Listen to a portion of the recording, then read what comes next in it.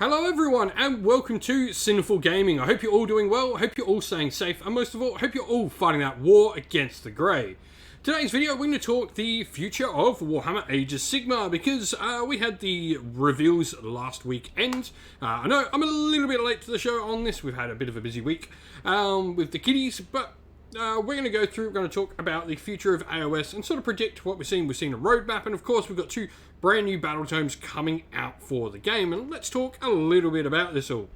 So the first one is we're seeing a Beast of Chaos battle tome come out with a brand new Beast Lord miniature. This is really, really cool. I like this Beast Lord miniature. He's definitely got the new sort of look, you know, the more refined look than the current Beast Lord miniatures. Definitely looks much more, you know, like the nice refined sculpts like Grashnax's Despoilers that we've seen already for the beast. He's super solid. Here's the dual hand weapon wielding.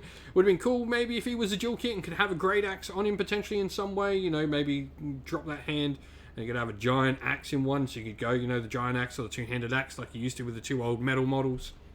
But, you know, him and a brand new cover for the battle tome as well is really nice artwork. Good to see new artwork. We'll talk about that in a second. And, you know, updated rules and all of that sort of stuff. We don't have the second article because we've got the, what are they? The Gloomspite Gitz coming out as well. Not with new battle tome art. This is got to be my most hated thing that GW do at the moment, is reusing battle tome art. It really ruins the collectability of these books for me. Like, yeah, I know they got the red spine and all of that, but it doesn't make me want to go out and get this book to have it sitting on my shelf. I like the books. You know, battle tomes change and rules change, and the rules in them are 9 times out of 10 for match play absolutely useless. You know, within 6 months. But for me, they still have that collector's value. They have lore that hopefully gets updated more, and especially with the new sort of larger things happening in the world at the moment with the Age of Sigmar world I'm talking about. We are seeing the lore updated more in these battle tomes. We're seeing, you know, new units added to them. There's obviously the new Path to Glory rules and all that for narrative and open play. For me, this is just a little bit disappointing and ruins a little bit of that collectability of the books. I like to see, you know, they could literally just pull any other art piece out the centerfold of the book. You know, they've got plenty of art within these books. Pull one of them out, put these on front, or, you know, one of the many pieces I've used for Warhammer community articles and stuff like that would be really cool just to see new Battletome covers. I think, yeah, just reusing them isn't cool. But we do have a new unit, and we're getting Goblin Wolf Riders. A brand new cool unit, or shouldn't say brand new because these are obviously a reimagined of an old sculpt, and obviously we've got Zarbag's Gitz, Ripper's Snarlfangs is the correct one. One of the Underworld's warbands that has, you know, all the rules available to them, which is really cool. But this is cool to see. Quite happy with, you know, a new unit. I would have maybe, rather than seeing, you know, these come back, I would have maybe rather seen, you know, updated Spider Grots. But I'm not going to complain. It's a cool new unit that hopefully adds something. But really, what we want to talk about is this one. Can I enlarge it? View image. There we go. This is what I want to talk about, and this is the Battletome roadmaps. I'm fine with roadmaps not entirely showing us, you know, like, show us the immediate future. I like this, you know, knowing that we have Slaves, Beasts, and Gloomspite winter, or where I'm from, this would be summer in Australia, so this would be by the end of February.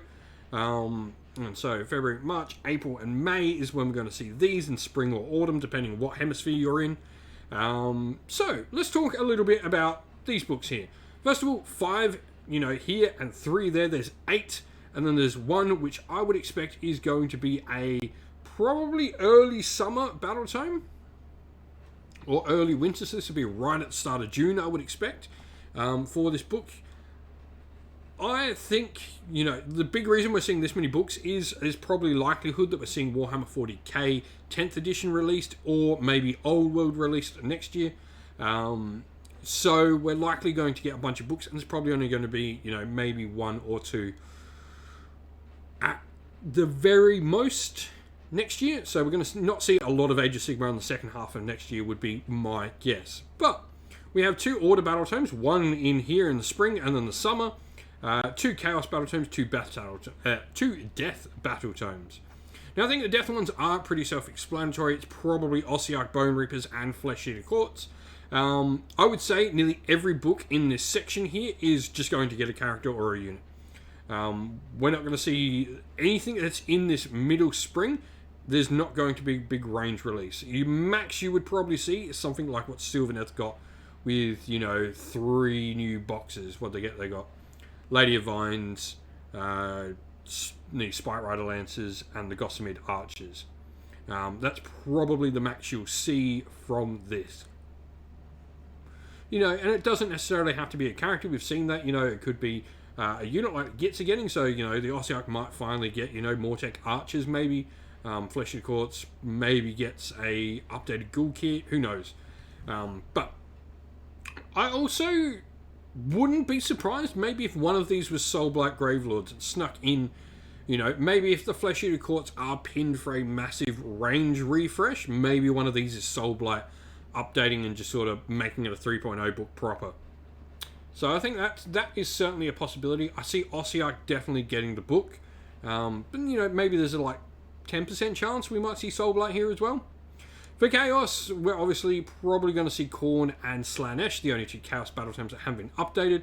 I don't think we're going to see, the much rumoured Chaos Dwarves that keep popping up. Mainly because, like I said, with 5 books in the space of 3 months, I don't think we're going to see a large range of models come out for any of these. So there's every likelihood that it's just 2 models with either an updated model or a new unit, at most added a couple of units. The Order Battle Tome is the interesting one, and I'm going to talk about the summer one here first, because I'm on 2 minds of it. Some people are saying maybe this is Dawnbringer Crusades and the New Cities book with large model range, but I still have the feeling that we're going to see Dawnbringers next year. I still have the feeling on that. So I'm not entirely sure that this is going to be Dawnbringer Crusades. I think it's probably likely this one here is Seraphon, because they're not getting a model range refresh anytime soon, I don't think. And they're just being an easy one to update to 3.0. This one, it could be Dawnbringer Crusades. It could be. But it could also be Caradron Overlords. Or, hear me out, yeah. Or it could be Caradron Overlords. I was going to make a joke of Lumineth, but it's probably too soon even for a Lumineth book there. But, it'd been a year at that point, so maybe it could be Lumineth. It could also be Stormcast.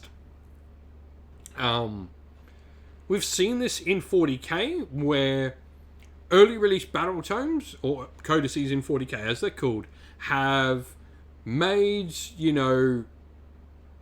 become less and less. And so maybe this might be a proper battle tome update for Stormcast here. I think that's a very real possibility. We've seen it happen in 40k, so why not? I don't know how well that would go down with people, but there's every chance it could be Stormcast, I think. And yeah, so I think, that one there has a couple of options, and this one here, if it isn't Seraphon, it's probably KO. It's probably just a quick update for KO. And yeah, if we're seeing any Order one that's not Seraphon or KO here, or it's not Dawnbringer Crusades, it probably is Stormcast. But I'd love to know what everyone thinks of all of that. What do we reckon they're going to be? So just close that down. There we go. Back down. Lovely. Yeah, it's interesting. I like the Battletome roadmaps a lot. I think they add a lot of excitement. I don't need to necessarily know what's coming. I like that we just sort of get, Order and Death. I think, they're pretty bang on what the Chaos and Death ones are going to be. The Order ones are a little bit less clear on what's coming where. But yeah, it'll be interesting to see. What are your thoughts on what we're going to see? I'd love to hear on everyone else. What do you reckon each of these is? I think there's definitely a few, maybe things I put in there. It's the Order ones that are going to be interesting, and even one of the Death ones, like I said, could be Soulblight as well. It could be interesting to see, maybe we see that book. And maybe one of these... Could you imagine if one of the Chaos ones is actually Chaos Demons? That could be a thing, like that, because it doesn't need a model range. could just be a Chaos Demon, and maybe that's why Legion of the First Prince has disappeared, because maybe we are getting a Chaos Demons book. Perhaps. But let us know your thoughts down in the comments below. Always exciting to talk about what's coming out for the game in the future. And so that is the end of the video. Thank you all for watching. We hope you enjoyed the video. If you did, please don't forget to leave a like and subscribe to the channel if you haven't already, and drop us a comment down below letting us know what you thought about the video. If you'd like to come chat more with me and other members of our little community here, you can do so over on the Sinful Gaming Discord server, which is linked down in the video's description. Also, if you'd like to help support the channel, you can do so either by joining Patreon or YouTube members, or grabbing some merch from our Teespring or Ko-fi stores, all of which are linked down in the video's description. Anyone who helps support the channel, we are greatly appreciative of. For our Patreon and YouTube members, we'd like to give you all a shout out for everyone who does support the channel. So thank you to our Patreon members: Christian Weir, Soren, Kenny Love, Outer and Shot First, Andrew Bowen, Nathan Fee, The Rising Ape, Q Dynamic, Anthony B, JJ Austrian, Average Wargamer, Domir, Mark Harvey, James Cater, Bloobs, Benjamin Swallows, Redman, and DeHaven, Kevin Bowman, Iron Grinch, and our YouTube members: Greenridge Gaming, Kenton Young, Ronya, Lockdoric, the Johnny84, David Ellsworth, Wolfric Nick, Broken Chef, Ariana Edwards, Revenar, Pink Nico Fire, Robin Mankiller, Monty's Tabletop Terrain, John Castle, Davis Weir, and James South. Lastly, a special shout out to Lady Witchfox Art, who does all the amazing artwork you see on the channel. Thank you so much for all the work you put in on that end. With that said, everyone, don't forget to like and subscribe. Once again, stay safe, stay well, and most of all, keep fighting that war against the Grey. Ciao for now.